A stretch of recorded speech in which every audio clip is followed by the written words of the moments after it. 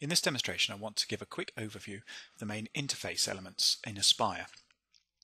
The typical Aspire process for creating toolpaths begins with drawings, either imported bitmaps which are then converted to vector shapes, or vector drawings that are created using the tools within Aspire. These vector drawings are then used typically to create the 3D models or components that will comprise your finished design, and then the finished design has toolpaths placed over it, and the toolpaths are then exported ready for use on your machine tool. Now, the default layout of the Aspire interface reflects this design process. So as you'd expect, it starts by default with the Drawing tab on the left-hand side available to give you access to all of those drawing tools. Having created your shapes and designs in the 2D world, the next step is to move across to the Modeling tab, which you can do using the tab here, where we have all of the tools and the component tree that is used to create your 3D composite model. Now, typically, the 3D composite model might involve some iterative steps of going back and creating more vector artwork or modifying the vector artwork. And so to reflect this, the drawing and modeling tools sets are relatively closely located here and easily swapped between. And as well as using the tabs down the bottom here, you can also double click on any blank space on the tab and it will swap to the opposite one automatically for you. So that's really convenient. It's much quicker than having to necessarily keep going down to the bottom of the screen here. The next step, having created your model though, is to toolpath it. And to create the toolpaths, that's normally quite an independent step in Aspire, and that's reflected by the fact that the toolpath tab by default is available, but it's hidden on the right hand side here and becomes activated as you roll over the named tab on the right hand side. But when you move to the toolpathing process, we offer some shortcut buttons here to switch to the toolpath tab that reflect the fact that you're normally sort of changing the mode of your working as you start to think more and more about the toolpaths. That becomes the focus of your design process. So to reflect that, if you click one of these shortcut buttons, that will actually automatically relay out the screen for you such that the modeling and drawing tabs now become hidden by default, and the toolpath tab is available for you to start working on the toolpath side of your project. Again, there's a button on the toolpath tab which reverses the process for you, and these buttons are reflected on both the drawing and the modeling tabs.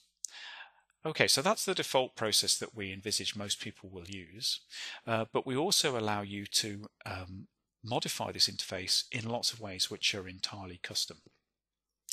So the first thing to say is that any of these tabs which are pinned out can be dragged off. If I click and hold over the title of this drawing tab and drag the window out, it becomes undocked and a floating tab. So it still has both the modeling and drawing tool sets on it, but now it's freely positionable anywhere on the screen. And that's particularly handy if you want to move it off to a separate monitor, for example, which is becoming more and more common, or if you simply want to reduce its space on the screen temporarily while you work on something in the main design. So that's quite flexible. That's moving the entire tab, the entire pane off its dock position. You can also grab the tabs independently here and move those, so you can have your modeling and drawing tools available simultaneously if you wish, rather than having to swap between them. And similarly, you can do the same thing with the toolpath tab. If we pin it and pull it off here, it can become undocked as well. So this allows you to move your tool sets around the screen and position them in any way that you like.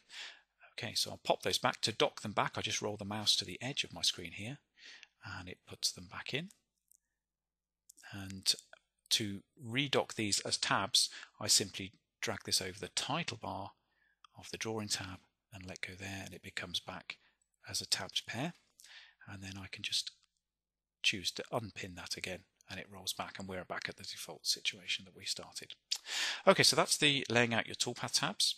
A couple of other things that are worth mentioning. On the modeling tab, by default, your list of tree or tree control of components here is separated from the tools underneath by a bar, and that bar is actually adjustable, and that's really useful when you've got lots of components that you want to devote more space to. So do be aware that you can adjust that, and the same principle applies on the toolpath tab, so you can adjust the amount of space devoted to your toolpath lists depending on a particular project. That's very handy.